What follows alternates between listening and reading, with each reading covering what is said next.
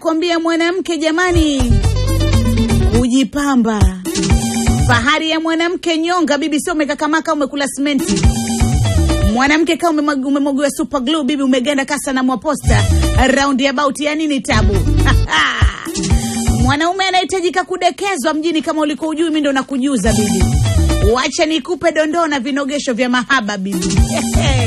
Kama ulikuwa ujui wenzako wanajua kuvitumia, ndio maana wanakuchukulia kila siku.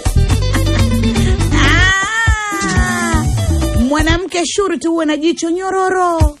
Sio tu kulijaza kope zimekusimama kama kibanda cha simu, no.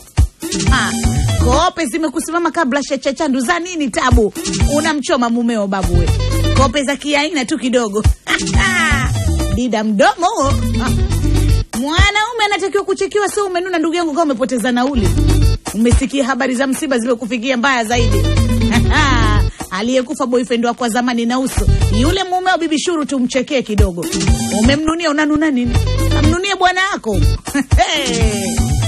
Hatari. Mwanamke kujipamba bibi, kusugua gaga hizo. Sugua gaga bibi. Tatuchania mashuka mjini. Unashangaa usiku umelala neti chacha, yani ni shida. Sugua gaga bibi we. Halo. Mwanaume anatakiwa kidogo uwe na wizi, sio wizi wa kumwibia mfukoni. Ukibambo babu usiseme dida aliniambia nimuibie, no. Wizi wenyewe ni hivi. Halo.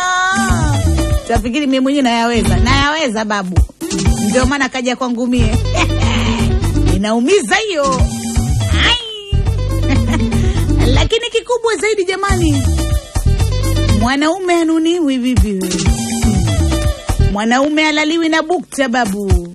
Vipi mwenzetu mcheza show Pepe Kale? Una bonge la bwanga la kazi gani? Weka tilate sijui kitu gani huko. Bibi umejijaza kijinsi kimekubana kaa chupa. Cha kazi gani babu we? Sasa ndo unapewa dondoo. Wala usikasirike bibi kusema dida ananichamba. Sikuchambi, vinogesho vya mahaba unavyo. Bibi umekuwa mkali kama pilipili, mwanaume afokewi.